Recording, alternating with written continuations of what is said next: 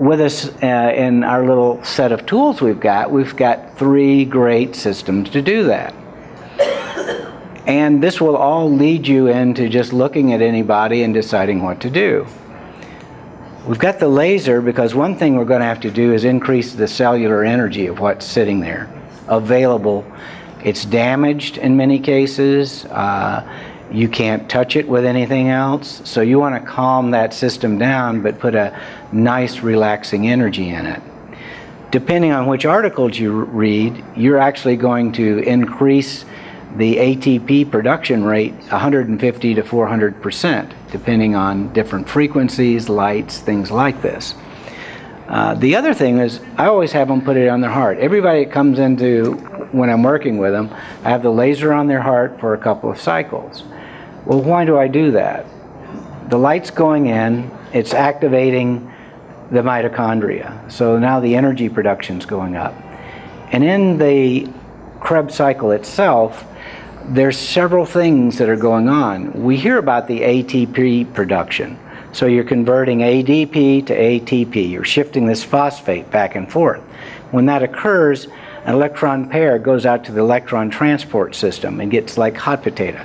They pass it, a little bit of energy comes off. Pass it to the next, like CQ10, by the way, is one of the protein converters that's on there. So it goes through this, and eventually there's enough energy drop, it comes back down and starts picking up and transferring the phosphates along with water.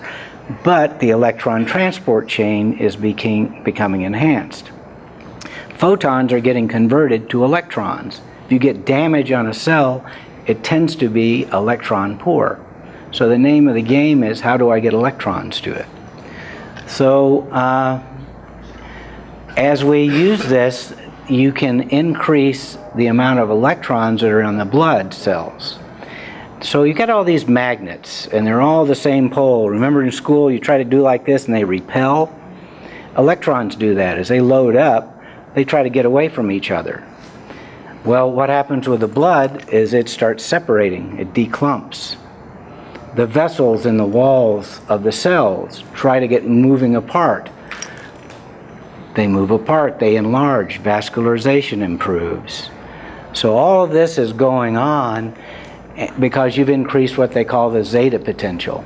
And that's the effect. You've loaded up the electrons, they're trying to get away, space is being created. So the other thing that happens is you've repolarized the cell walls. Now the membrane is allowing sodium and potassium to travel like they should, so that water doesn't get entrapped in the cell, inflammation starts dropping. So all these things are going about because you put a light on somebody. That's why we want to use the laser. Now they've got all this available energy and their system's beginning to work well. So we go after this dysfunction. That hasn't done anything to help really with that efferent, afferent nerve loop dysfunction. We're going to put the scanner on there, and it sends a nerve-like impulse that's interpreted by the body, and it starts breaking up that dysfunctional loop, and then it resets. As that happens, we become more normal. Again, we go back to how we should be. And by the way, once you're all done with that, if you put somebody in the blanket, it's going to even out their body's biomagnetic fields. And we'll show you that in Correllian photography in a minute.